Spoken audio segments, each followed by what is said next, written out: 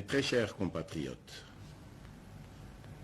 il vous souviendra qu'en date du 24 mars 2020, j'avais, par l'ordonnance numéro 20/014 du 24 mars 2020, proclamé l'état d'urgence sanitaire sur toute l'étendue du territoire national pour faire face à l'épidémie de Covid-19.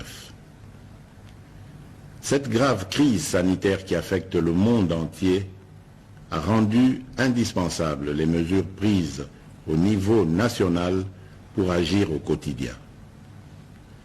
Ainsi, après la première vague des mesures décrétées dans l'ordonnance précitée, j'en ai pris d'autres, rendues nécessaires par l'évolution de l'épidémie dans notre pays. De manière générale, toutes ces mesures associées à la bravoure des équipes impliquées dans la riposte multisectorielle ont permis de ralentir la progression de l'épidémie à Kinshasa et de freiner son expansion dans toutes les provinces. Grâce à ces efforts, nous sommes parvenus à réduire la mortalité très élevée au début de l'épidémie de 11% à 2,4% actuellement, avec un nombre de plus en plus croissant de guéris. Davantage, nous notons une tendance à la baisse du nombre de nouveaux cas au cours de ce mois de juillet. Ce bilan nous place sur le plan africain à la 9e place en termes de nombre de cas et à la 12e place en termes de nombre de décès, déjouant ainsi toutes les prévisions catastrophiques qui ont été prédites pour notre pays au début de l'épidémie. Mes très chers compatriotes, cette nouvelle maladie qui a surpris toute l'humanité a causé des conséquences néfastes sur le plan sanitaire, économique et social.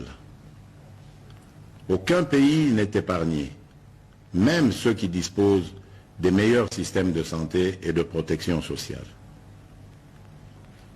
Les mesures prises ont obligé nos enfants, nos parents,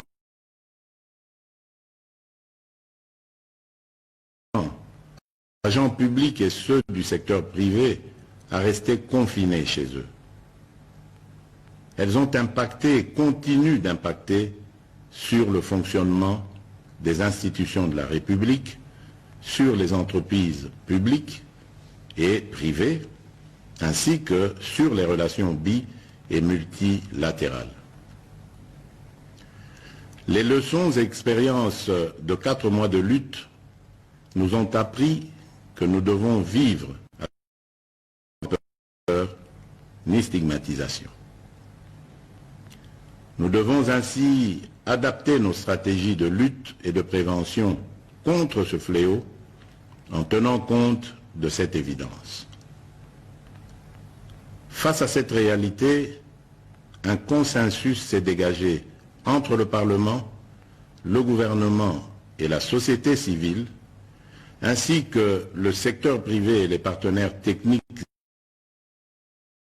de sortir de l'état de lutte contre la Covid-19 à travers des mesures sanitaires, administratives et de police non dérogatoires aux libertés individuelles et collectives.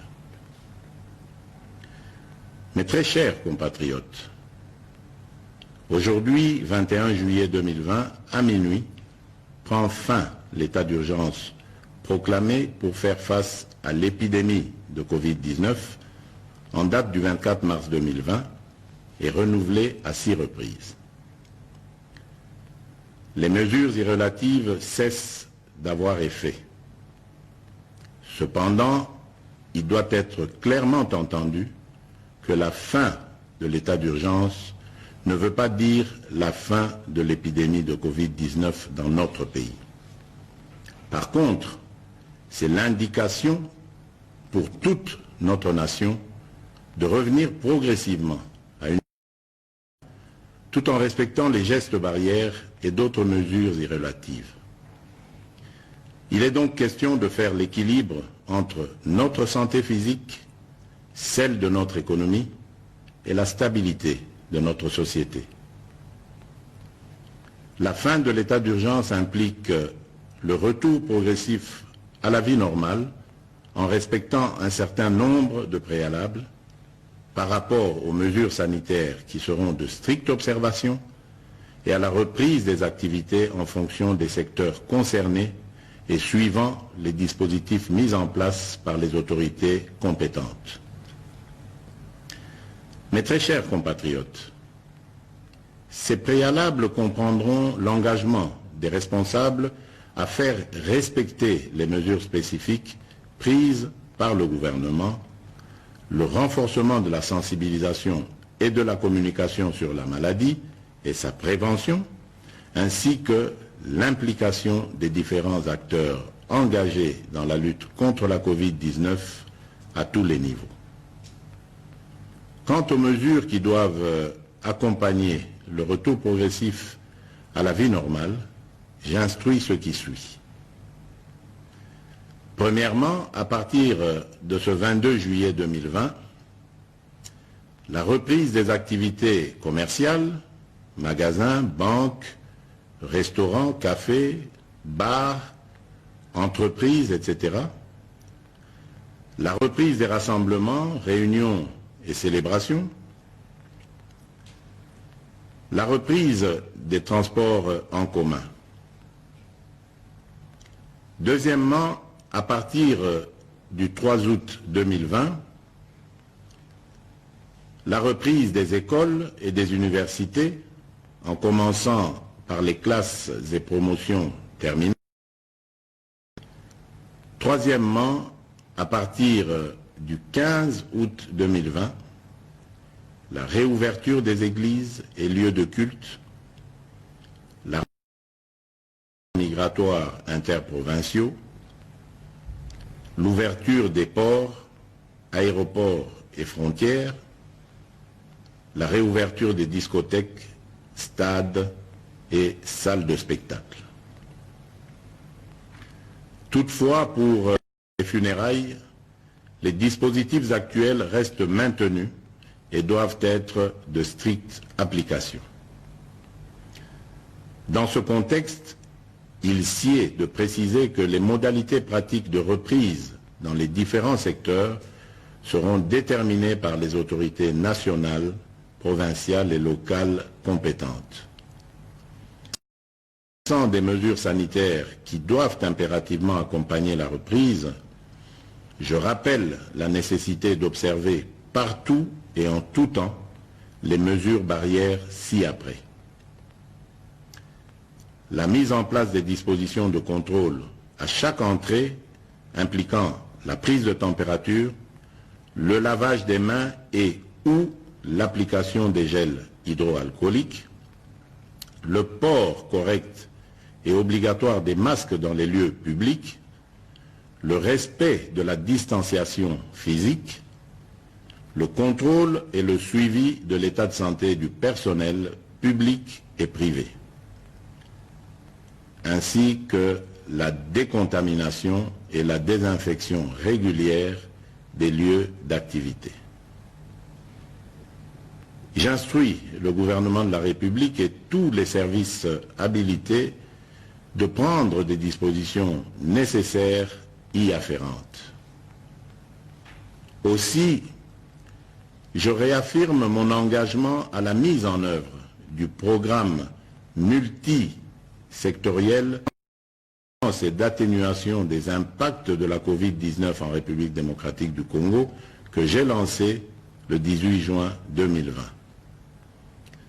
Ce programme, qui est toujours en cours de mise en œuvre par le gouvernement, s'articule autour des 3 axes ci-après. 1.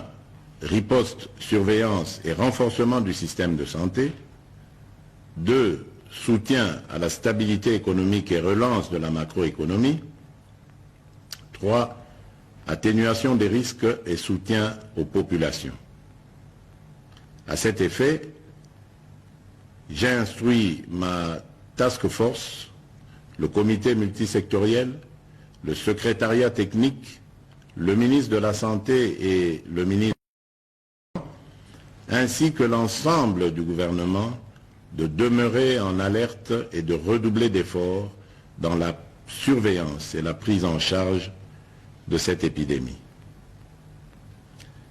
Mes très chers compatriotes, j'invite au respect strict des mesures barrières ci-dessus décrites et aux adaptations qui vous seront proposées par le gouvernement et les services compétents afin de prévenir toute nouvelle flambée des cas qui risquent de compromettre nos efforts collectifs de contrôle de cette épidémie. J'encourage aussi tous les chercheurs dans les différents domaines à poursuivre leurs efforts dans la recherche des solutions innovantes locales pour contribuer à endiguer cette crise. J'exprime toute ma reconnaissance et tous mes encouragements aux équipes de riposte contre la Covid-19 qui, dans des conditions difficiles, ont fait et continuent de faire preuve de bravoure et de patriotisme. Je remercie aussi tous les partenaires bi- et multilatéraux qui nous assistent dans cette guerre contre la pandémie. Mes très chers compatriotes, au moment où nous amorçons une autre étape dans cette crise, je ne peux pas oublier toutes ces familles qui ont été directement victimes de ce fléau et pour lesquelles j'exprime toute ma compassion et celle de la nation tout entière. Mes pensées vont également et spécialement au personnel soignant qui, du reste, ont payé un lourd tribut dans l'exercice de leurs fonctions. Mes très chers compatriotes,